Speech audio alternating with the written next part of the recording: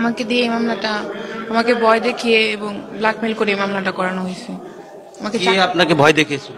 রুহুল আমিন, আর কে? শফিক, রুহুল আমিন এবং শফিক।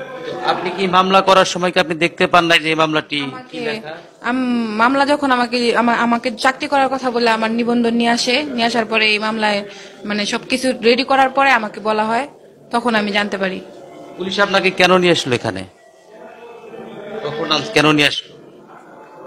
আমার পুলিশ, আমি মিথ্যা মামলা করছি, গণহত্যা মামলা যে করছি, মিথ্যা মামলা, এই জন্য আমাকে পুলিশ এখানে নিয়ে আসছে।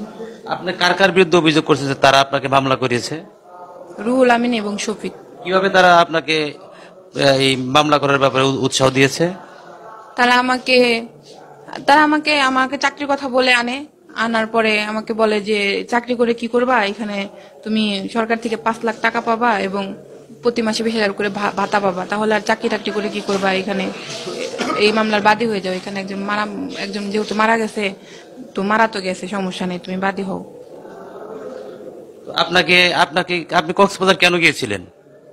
কক্সবাজার আমাকে নিয়ে যাওয়া হয়েছিল। কে কে নিয়েছে আপনাকে? রুহুল আমিন এবং শফিক। কেন?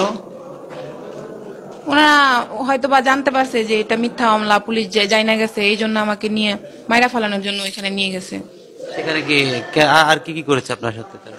সেখানে আমাকে আগের বার অনেক 3 দিন আটকায় রাখছে, আমার ফোন টোন নিয়ে 3 দিন আমাকে ঘরের মাঝে আটকায় রাখছে। এবার আমার সাথে আমার আপু 3 দিন আটকায় রাখার কারণে আমার আপু জানতে পারছে যে আমি আমার আপুকে বলছি, ওনারা আরো প্ল্যানিং করছিল যে আমারে 3-4 জন দিয়ে ধর্ষণ করায়, আমাকে গুম করে, মানে গুমের একটা 3-4 জন দিয়ে ধর্ষণ করায় আমাকে বিচে নিয়ে ফালায় রাখবে, আমি বলবো যে মামলার আসামি ওনারা আমাকে এরকম করছে। কিন্তু আমি রাজি না হওয়ার কারণে আমি চলে আসছি বাড়িতে, রাজি হওয়ার